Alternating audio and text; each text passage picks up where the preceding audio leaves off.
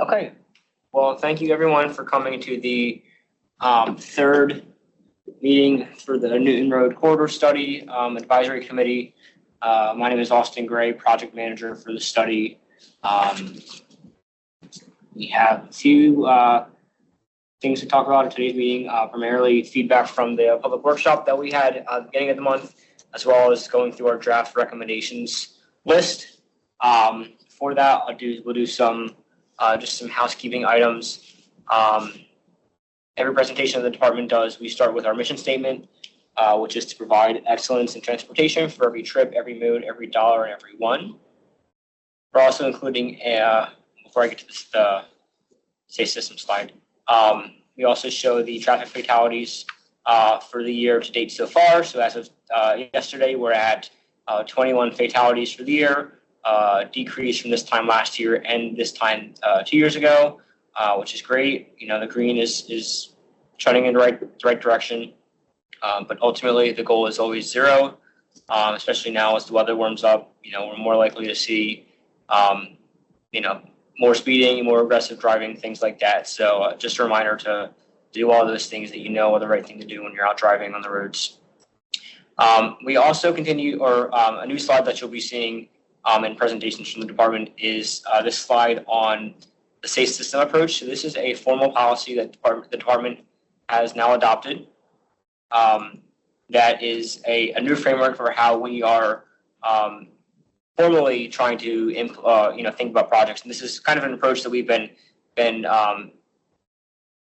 moving towards anyway with a lot of how we develop our projects. But now it's a more formal practice. This is something that the Federal Highway Administration of the US DOT has adopted. And basically it moves from a proactive or a reactive approach in a lot of the engineering aspects of what we're doing to a more proactive approach.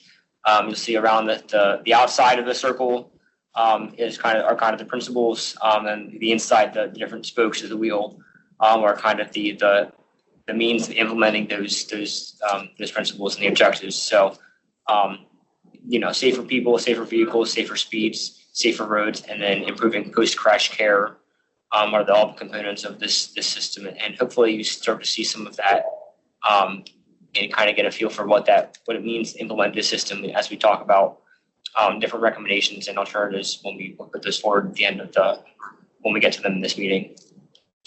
As I mentioned, our agenda today includes just a recap of where we're at so far in the process. We'll talk about what we heard at the workshop, which we held at the beginning of the month at Woodbridge High School. And then we'll discuss the draft recommendations list that we posed at that workshop, and are looking for you all to provide insight and feedback on really, where your highest priorities are at. And we'll talk about some means of implementation, what to expect from the department as far as, what happens after we finish the study. Certainly we do studies and we don't want to see the things that we do kind of just sit on a shelf, right? So what does it mean for how these things get built or implemented? I also think it's important to kind of phrase a lot of the things that I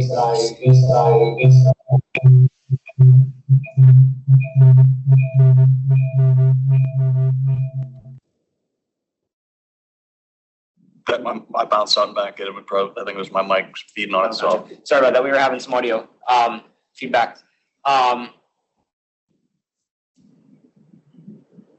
Just to recap on next steps quickly, talking about implementation of other recommendations. What we are working with today is a planning level study, right? So a lot of the things that we talk about have not gone through any serious engineering work.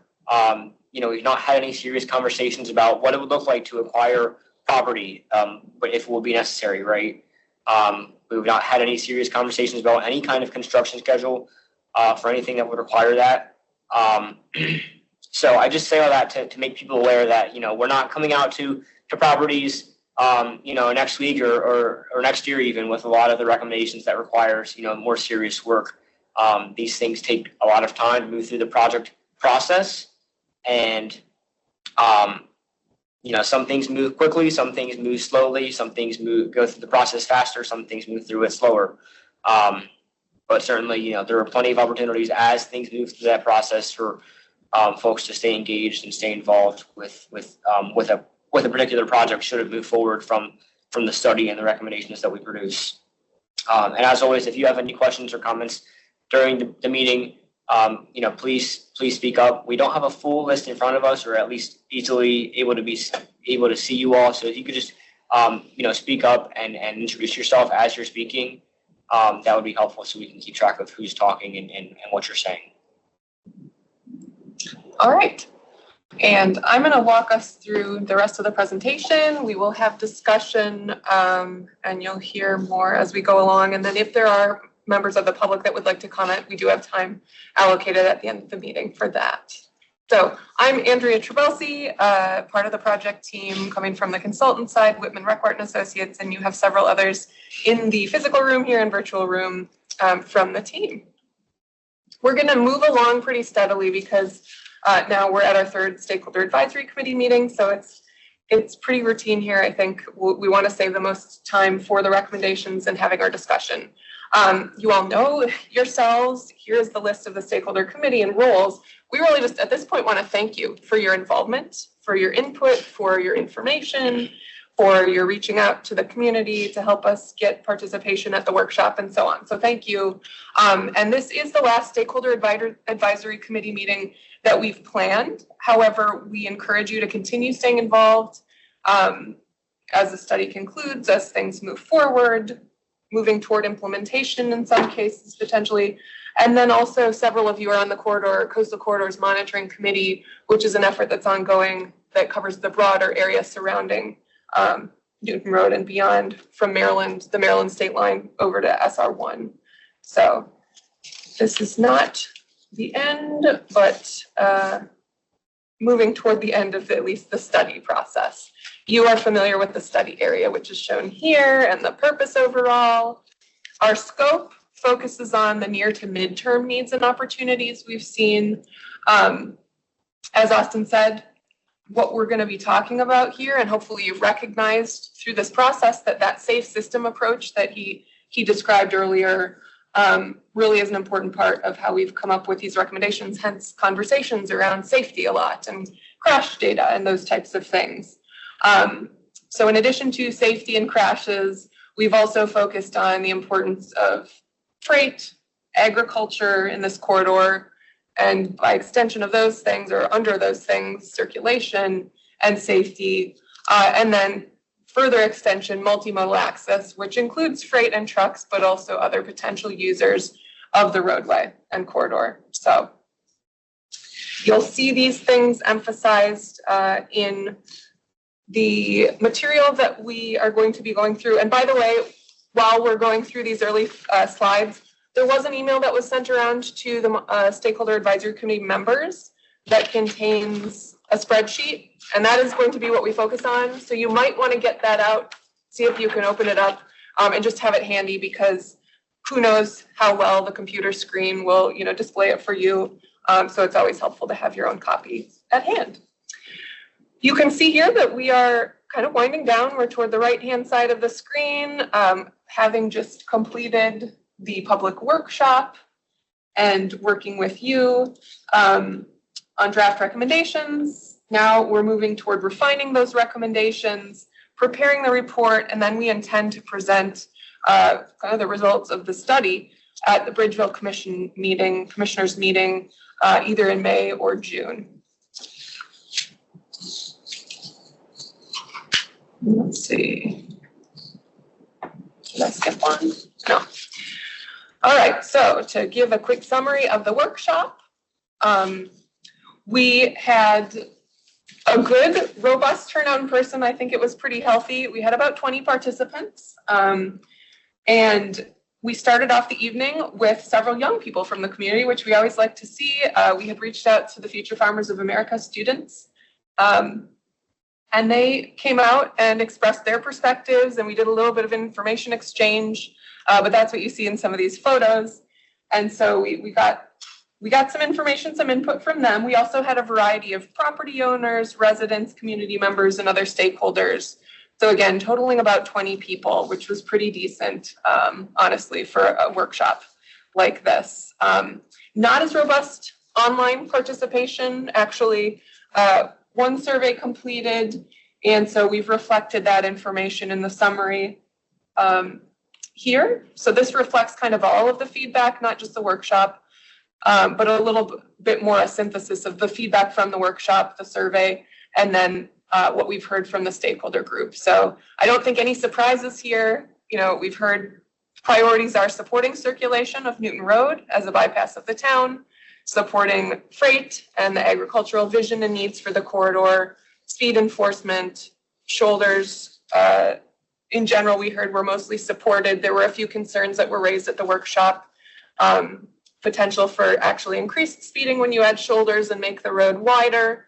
There's also been the idea that maybe shoulders add potential for trucks parking, and that could be not something that we want to see. So there are some trade-offs, and we will be talking more about those, I anticipate, here.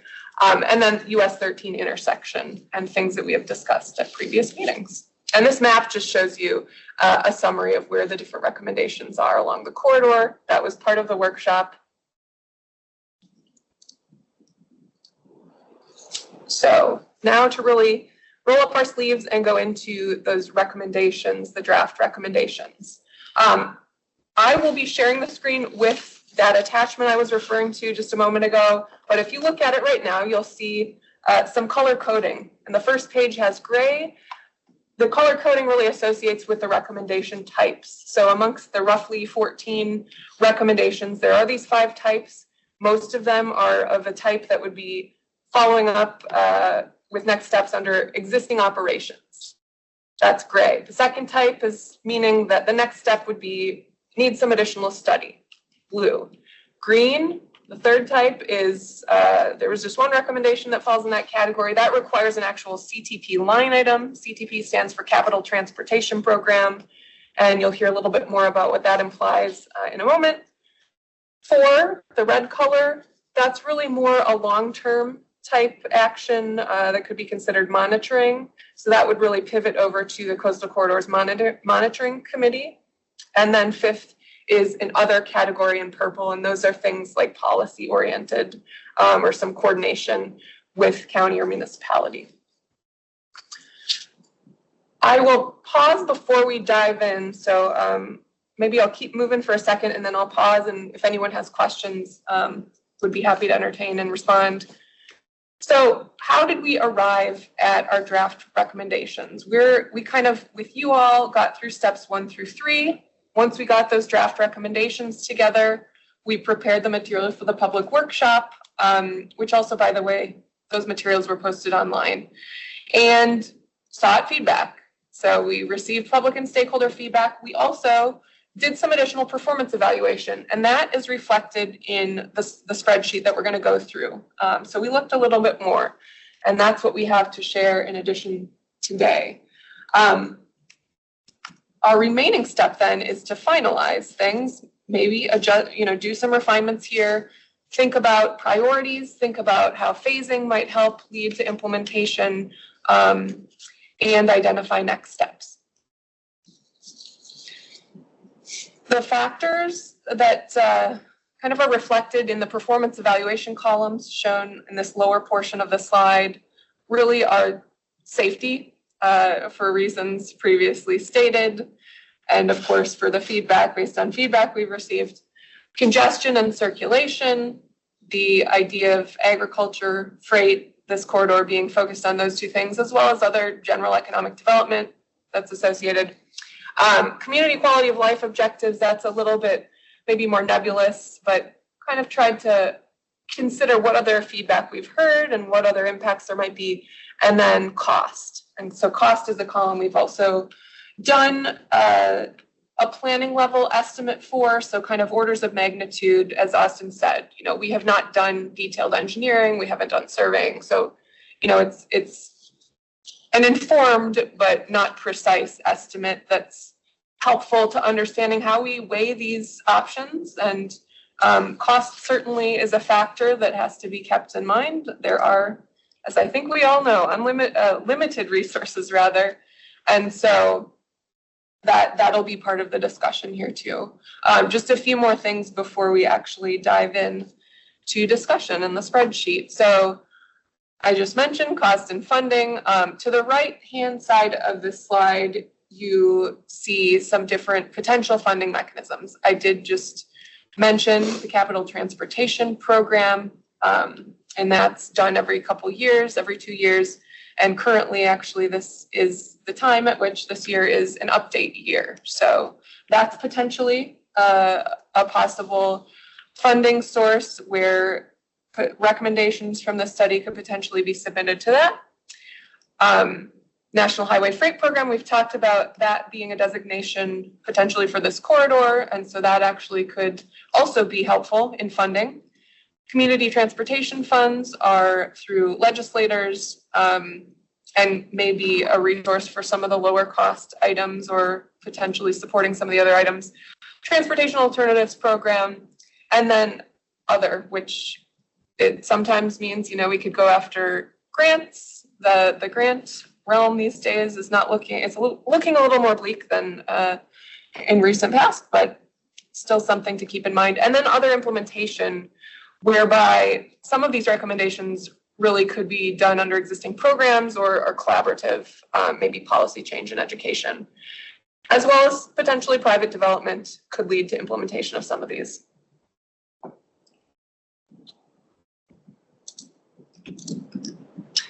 So lastly, before jumping into the spreadsheet, this graphic is really re-emphasizing a bit of setting that expectation of timeframes. It articulates how a project goes from an idea through a study and potentially can become a candidate in the CTP and eventually move to construction. So if you focus on steps 3 through the end, we're really at 3. So as we complete the study, as we said, project recommendations could be considered as candidates for the capital program. And then down below in the orangish colored arrows, you can see how there are different kind of complexities and sizes of projects. Some of them toward the top you can see are more short term and could be implemented in a near time frame, keeping in mind that actually programming into the CTP tends to be done out in the out years because it's a 6-year program, so years 5-ish. So, 5 years is kind of a near term.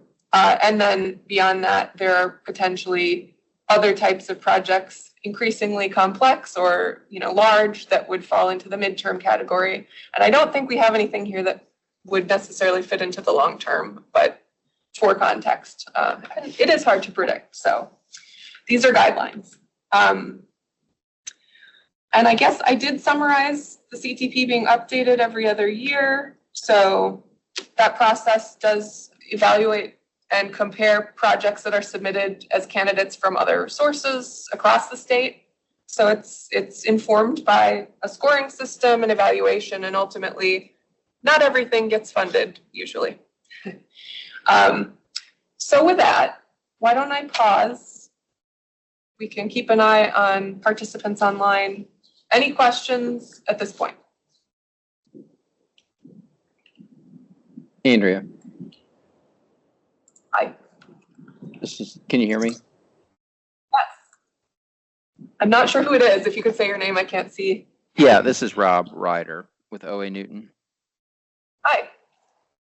I wanted to, if you don't mind me kind of diving into, after the last meeting, we talked about some of your 1A through 1B regarding the intersection, both Adams Road and US 13 intersection. And the 1B phase 3, I've thought about that a lot, and I sent a message to Austin regarding that as well. But the more I think about signalizing the right-hand turn, that in the summertime, that traffic comes so fast and furious to that corner, I would be worried about backing that up basically all the way back to the railroad tracks. So I don't know if there's a way to kind of study that before that was implemented or make sure that something like that wouldn't happen, but it seems important to keep that traffic flowing to the right. Yeah, actually, that's a fair point, and that's if you look at. I'm gonna pivot over to the spreadsheet now. so bear with me as I reshare. But if you look at the spreadsheet that we circulated, in the column that says congestion and circulation, you'll see it actually says we'd anticipate a minor negative impact, which is, I think, what you're getting at. Yeah, except I think it would be more of a major negative impact, just because I've watched that traffic a lot. I can chime in briefly. Yeah. We did, this is Steve Har, traffic WRA. We did model it with summer counts on traffic modeling software. The key would be it would be signalized, but it would have an overlap phase. It would basically be green with the northbound left turn. When they were turning onto Newton Road from 13, the right turn would get a clear message to proceed into southbound US 13. So that helps get them extra time and have them flow more freely than maybe they would at times today, while they would be stopped, at other times when southbound through traffic is coming. So the model says that queues remain sort of reasonable. Obviously, it does get not great, but not.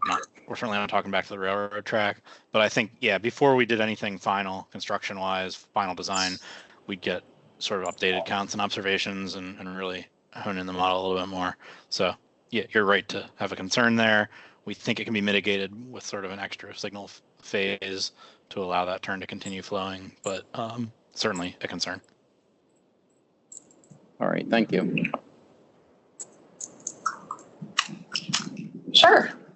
Yeah, well, my plan was to go through these, and I know most of us have seen these, so I don't want to belabor, but I did kind of want to give a quick explanation of what we've got here. After we go through this list, and I'm going to give myself about 15 minutes, 15 to 20. You know what? I'm going to change my game plan here. Let's go through. Rob, you started us off, so we've kind of talked about 1B a little bit. I think we'll go through starting in the gray side. Those are the type, continue through existing programs. We'll talk through those, see if folks have any questions, comments, and then we'll flip over to others. And as we go, mark things, and we can either go back, or if you do have comments, jump right in. So starting from the top then, with 1A, we broke out into 2 phases, and we've done that with a few of the recommendations here intentionally to help enable really sort of a separation of, okay, could something happen in the nearer term versus something that would be more costly or take more effort and then ultimately cause everything to have to go in the long term. So we tried to do that where we thought it was reasonable, and we'd be curious to get your feedback on the 2 components as well.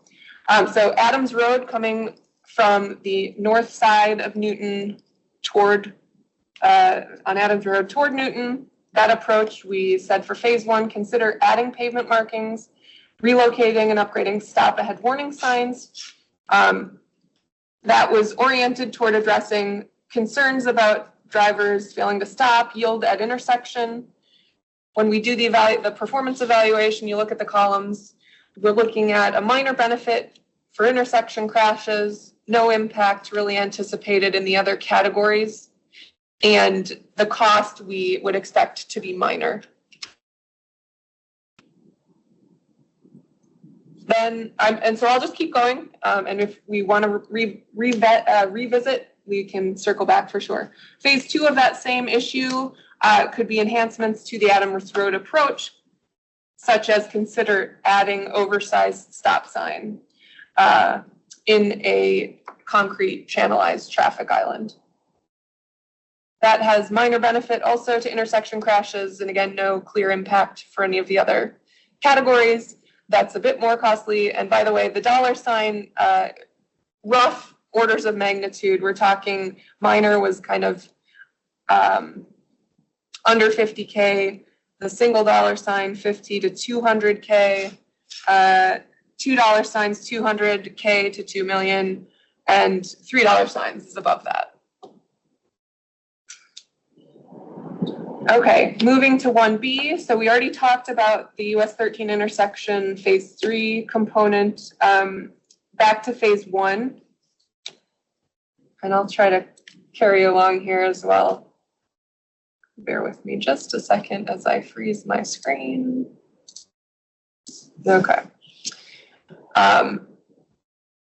So phase 1, enhancing safety, warning signs for that southbound traffic approaching the signal at Newton. That's to address what we saw as the biggest safety concern of crashes approaching actually on US 13.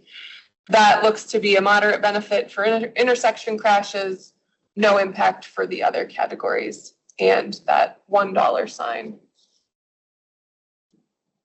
order of magnitude. Then the second phase would be a bit more costly, we'd anticipate, and it would be some reconstruction of that southwest corner of the intersection where this merging concern, this right turn concern is, especially as related to trucks that have a wider turning path. Again, the idea is to promote safety, and we're really not seeing a huge quantifiable impact with safety with that one. A minor positive impact with regard to congestion and circulation, with the idea that, you know, trucks could move through perhaps more smoothly. And then in that same vein of trucks, you know, not having as much impact on their vehicles, easing some of the movements, that would have a potentially positive impact on ag, freight, and economic development. We did talk through third phase of 1B. And all of these that we've talked about so far, the next step would kind of be some follow-up with the assumption that DelDOT planning, statewide and regional planning, so the group doing this study, could move things forward into that next step. Okay, 1C. We phased this one as well, so add yield striping and yield signage for the northbound SR 404 turning right onto Newton Road. This is at the west end of the corridor where Newton Road and SR 404 meet.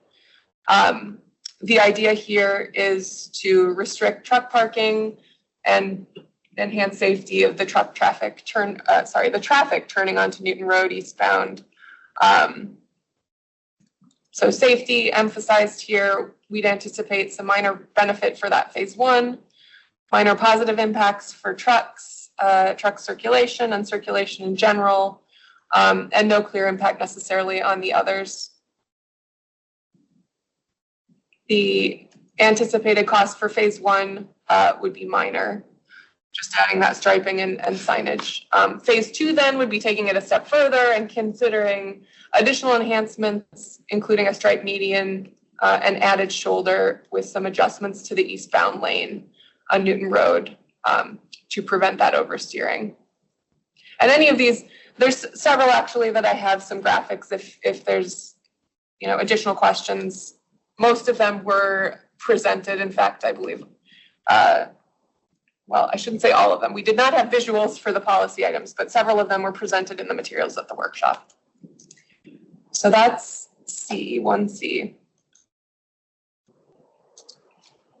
1D, again, at the west end of Newton Road, and this relates to enhancing route signage to direct beach traffic or that pass-through traffic starting west of the state line to use Newton Road rather than going straight through Bridgeville, but also in complement to adding some welcome signage so that we can capitalize on visitors who are helping to support the local economy. So the idea behind this would be to reduce some speeding and pass-through traffic and truck traffic through town. There's not really a quantifiable safety benefit here, but we are thinking a minor positive impact on congestion and circulation, especially as it would keep trucks out of town potentially and continue to encourage non-truck traffic to use the bypass. And then minor benefits to the in-town businesses in terms of economic development. And I'll widen this so we can see minor benefits potentially for quality of life, again, by reducing some unnecessary vehicle traffic passing through town and particularly residential areas. would see a potential benefit. The anticipated cost here would be minor, and this we would expect to be something that the town of Bridgeville would likely be taking a lead with, given its implications for the town. Moving to, let's see, 1E. This one is oriented toward shared use paths. So completing the shared use paths along Newton Road between Adams Road and Fawn Road. So not all the way to the western end, but kind of in that midsection where there is the designated American Discovery Trail. That's kind of an adventure travel trail, and also potentially serving users that would be attracted, kind of latent demand as shared use paths get added with development. So Miller Metals had recently added shared use path. We are aware that additional shared use path would occur at the alongside the Mount Air site. And so as those get implemented, extending them and making them connect to things tends to be an important aspect of multimodal complete streets policy and by extension safety for those vulnerable users.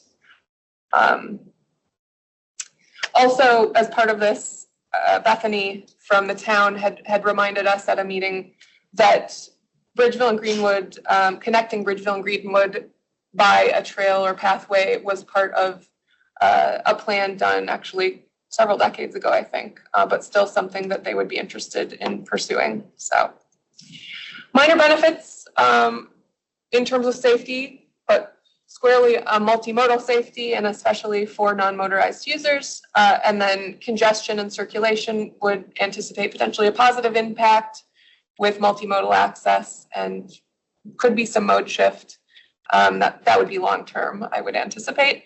Minor benefits to the local economy could include agritourism and adventure tourism, could serve, like I said, latent demand for alternative modes, local workers, and attract potentially new residents and businesses. That's based on broad literature. So those are potentials. The cost of this we'd anticipate to be the $2 sign, so a bit higher than some of these. And that would be for just completion on one side of the road, again, between Adams and Fawn.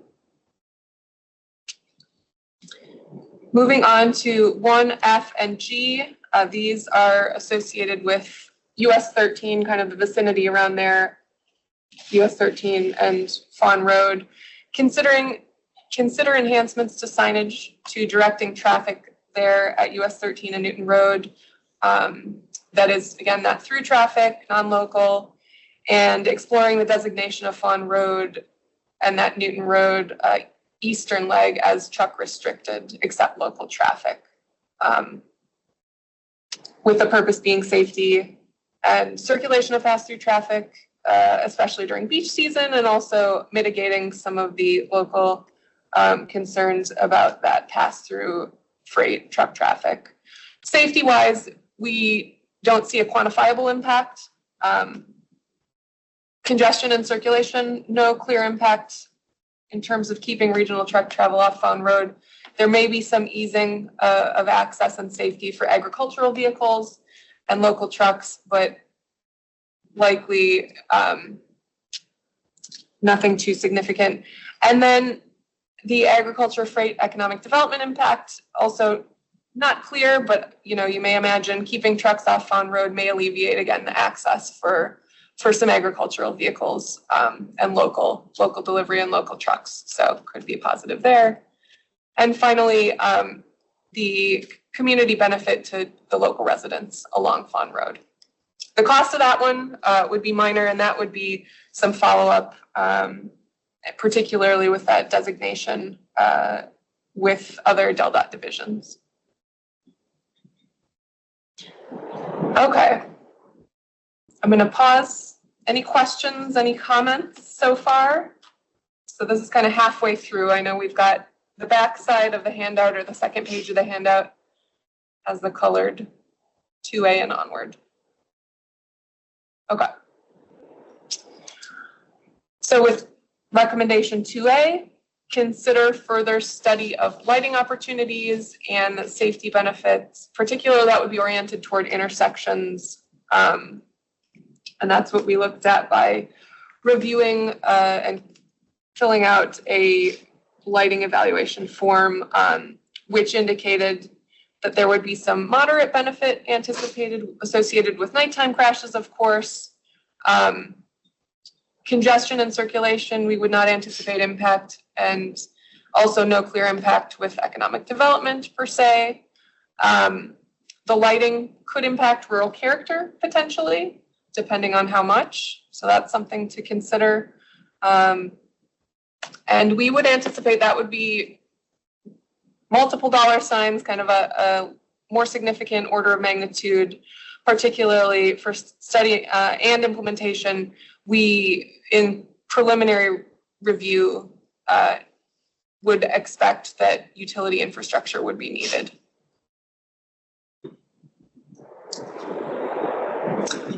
Okay, 3A. This one you saw on a previous slide, and we talked about it with several folks at the workshop.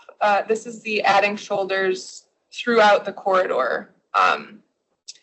This does have an orientation. I know we've discussed this several times as a group toward safe operations. We talked about how, it seems desirable for freight vehicles and agricultural vehicles for sure.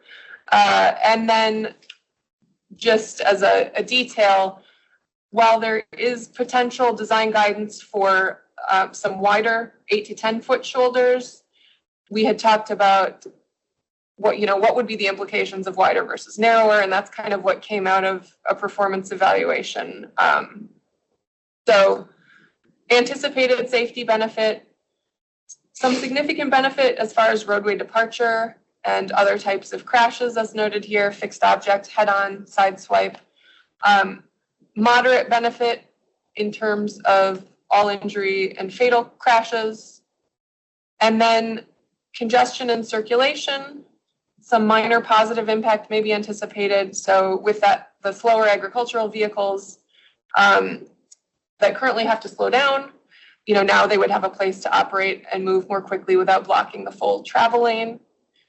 The economic development component to agriculture and freight would seem to produce a minor benefit. And then in terms of other, there could be some trade-offs here. So in our materials for the workshop, we talked about the addition of impervious surface could have some implications for stormwater management, runoff. Shoulders could be used in ways that, may actually not be as desirable. Like I said, truck parking has been seen across the state on shoulders, especially in freight-related activity areas. So when that occurs, obviously that then negates some of the benefit. Also could be used as a breakdown lane, and just wider pavement tends to lead to higher overall speeds. So some trade-offs with this one. We broke this out, looked at estimated order of magnitude for the whole west end from Adams Road to 404 being one segment that's not currently got shoulders today. And then the other eastern end from 13 to Fawn Road also does not. If we did both of those, we're anticipating that would be over $2 million in the $3 sign range. And then if it were just that western segment from 404 to Adams, we're thinking that would be more like the $2 sign. So this is the recommendation that would potentially go toward a line item capital transportation program.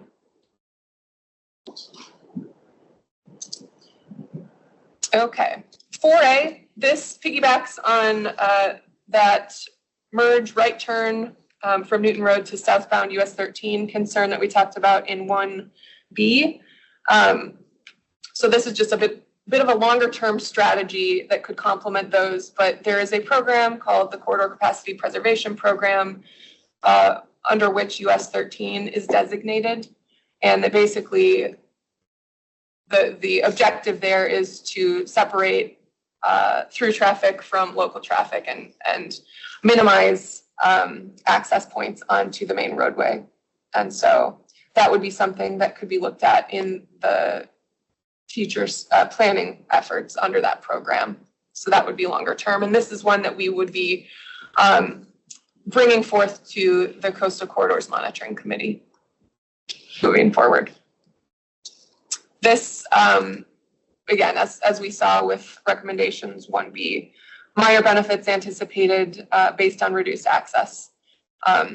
This is a bit more speculative because, of course, we don't have the design plans or engineering details, so it is a bit harder to get a sense of exactly what would be the result, but that would be likely some amount of minor benefit. And then the other performance evaluation categories, we aren't anticipating any clear impact. The $2 sign estimate would just be for the planning components. And obviously it would be beyond just planning for that one intersection, but the overall program in that vicinity. So that does not yet include any sort of construction cost. And then as we wind down here, these remaining recommendations in the 5th category, purple, really focus on more policy oriented, not so much capital, but this one maybe is an exception. So with the idea of speeds being a concern, especially for stakeholders and the public who came out to the workshop, working with the state police to enforce speeds. And part of that, we actually, I think, elaborated on this from what was presented in a previous version, consideration of installing some radar speed signs.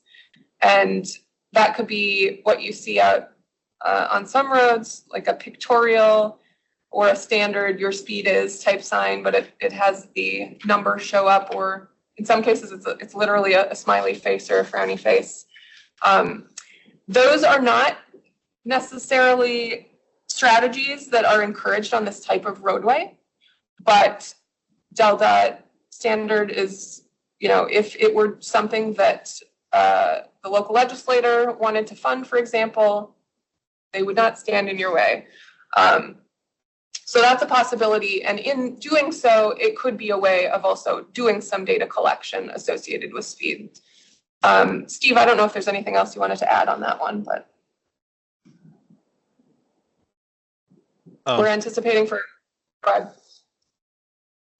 Sorry, I think you covered most of it, just that it's not really preferred location on a road of this nature.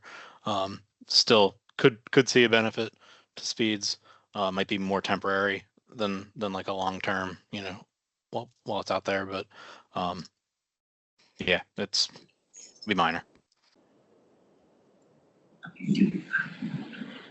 Thanks. So yeah, the minor safety benefit, potentially some small speed reduction, potentially congestion and circulation may be positively impacted by some access improvements from side roads, and potentially some minor benefit associated with local trucks and agricultural vehicle usage. Cost we'd anticipate would be minor, and the kind of the immediate next step would be coordination with some of that data collection. 5B, conducting an educational campaign to promote safety associated with farm vehicles. And by the way, I'll just summarize, all the rest of these are minor cost. So really these seem pretty reasonable to move forward with. Corridor, the idea of an educational campaign doesn't have any clear impacts per se, but it certainly can be worth trying. And I think this would be something that would move forward with collaboration from different groups, Office of Highway Safety, potentially other DelDOT divisions, and local communities, even potentially some of the stakeholders here. I could see the Farm Bureau even potentially being involved. So that would be 5B. 5C, consider developing freight and land use policy recommendations in alignment with the Protect, Manage, Accommodate framework. I had mentioned this before, but the Delaware statewide freight plan is soon to be updated. And there are some proactive measures that local land use agencies can take. So that would be the county and or Bridgeville. Bridgeville, I know, is not quite the municipal lines aren't quite touching Newton Road yet, but doing some things to help alleviate what is commonly seen in places with freight type of industry as well as potentially agriculture. So things like adding requirements into regulations for truck parking, other amenities associated with truckers, truck usage, and so on. And just, again, this is a little bit more general, these recommendations, so hard to anticipate impacts, but we would think those would be positive. The details would vary, of course. That would be something that would require collaboration, of course, with the land use agency.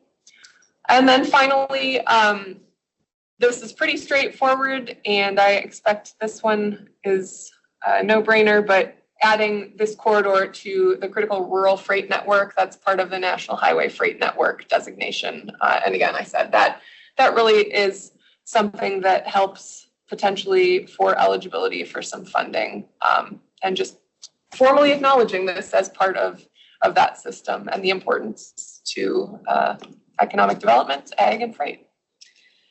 So it's pretty quiet. What questions, if any? And then I'm keeping an eye on the time. We've got about 10 minutes. So I would like to emphasize, we'd love to hear in particular anything you have a strong reaction to. So either, yeah, very much, we need to move this forward. I'd like to see this move forward. And we should, if you see the column here, priority, we should say that's our highest priority, or the opposite. If there's anything that you really think, nope, that one really doesn't merit progressing.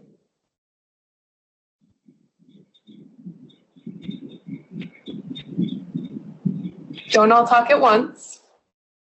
And if you are attempting to talk, please unmute, because I don't see you.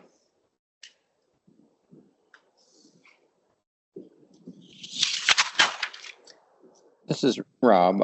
I kind of said my piece about that intersection. I think everything else seems very reasonable. Okay. And again, I'm not opposed to it. I just want to make sure it's studied properly. So. Sure.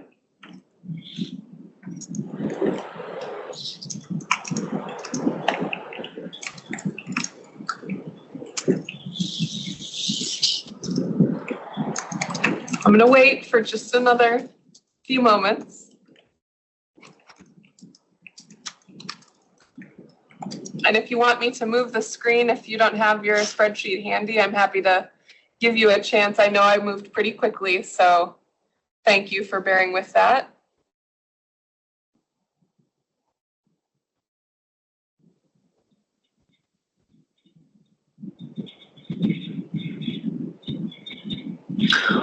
I'm curious to get people's reaction to the lighting recommendation. That one it would require additional study, but in anticipation that it would be fairly costly, I'm wondering how strongly people feel. When we did the evaluation of it, it really kind of fell in the middle of kind of you could move forward studying this more, but are we anticipating, notable reductions in crashes? It didn't rise to that level.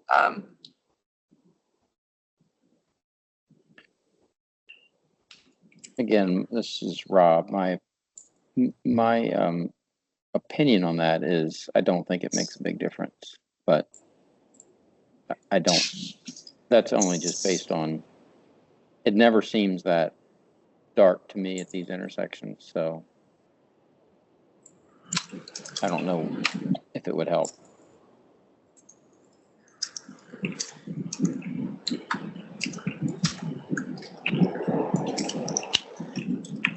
Okay. We appreciate your feedback. Anyone else?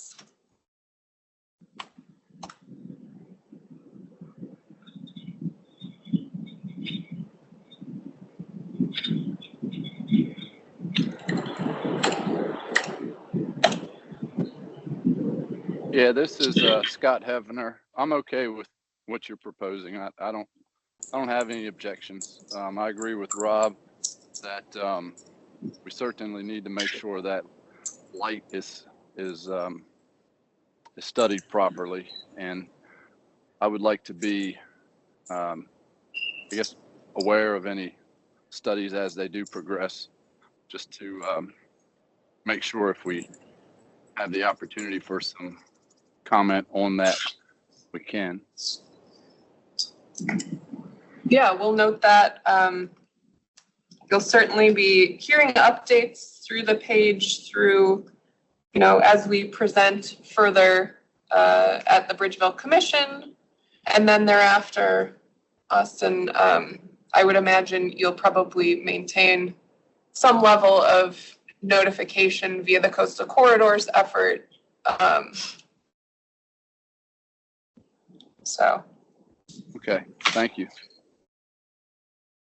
And certainly if you have, I know we sent the spreadsheet out right before this meeting. If you have other comments in the meantime, you have a chance to look at it tonight or over the next week or so, feel free to reach out and send an email and let us know of any comments, and we're happy to consider them and include them in the final report that we draft up for the study. Andrea, I might have missed this at some point, but what role is Bridgeville playing? Is this just informational presentation to them because they're a stakeholder, or are they more involved? Because none of this is really in the town proper. Right. Yeah. Mainly that's it. It's the adjacent community, the growth area for Bridgeville as it currently in the current comp plan does extend to, I believe, at some points the edge of Newton Road. So in the future, it might be of interest more so than it is to now exactly in terms of impact to the municipality itself. And we had presented, may have been 2 years ago. No, it was last year. For the Greenwood Bridgeville study, we gave an informational update to the town commission last year about this time. So it's kind of a follow-up, and it's a nice opportunity to provide an update to the public too. So that's really the basis. There are a handful of the recommendations, as I acknowledged, that would also likely involve the town. So not too many, but 1D, I mentioned, with that welcome signage, I would anticipate it's something that the town would want some involvement in, potentially if they're going to, the idea being installing some welcome to town signage. That would be collaborative. And then the other land use oriented policy recommendations, those would also likely be collaborative between town, county, and so on. Okay, thank you. Yeah.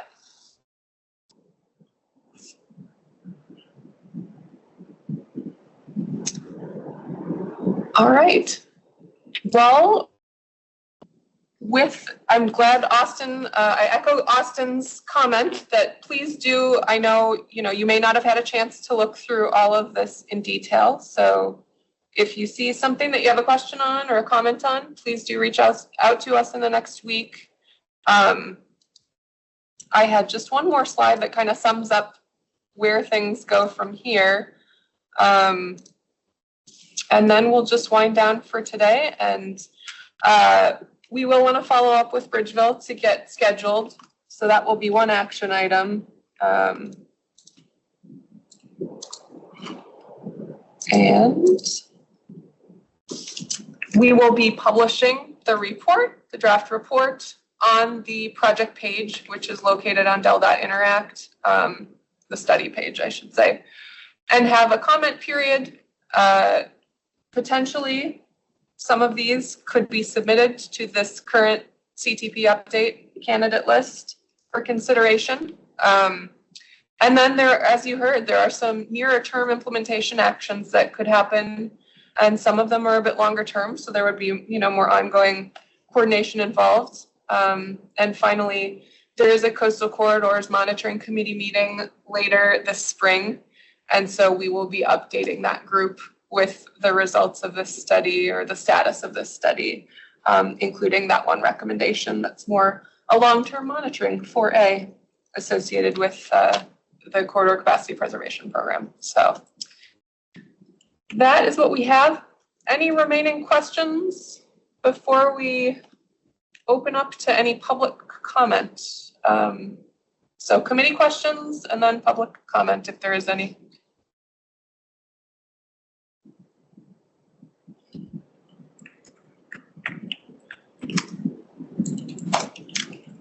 Not hearing any committees, so do we have anyone from the public that would like to say a few words, ask a question?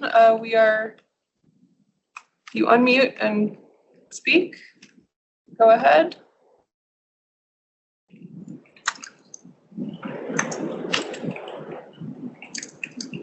It looks like none. All right, well, on the dot, 5 o'clock. Again, thanks to the committee members that have contributed your time, your expertise, and your involvement here. We thank you and we look forward to continuing to update you and seeing you as things move forward. So have a great rest of your evening. Yeah, thanks. Thank you.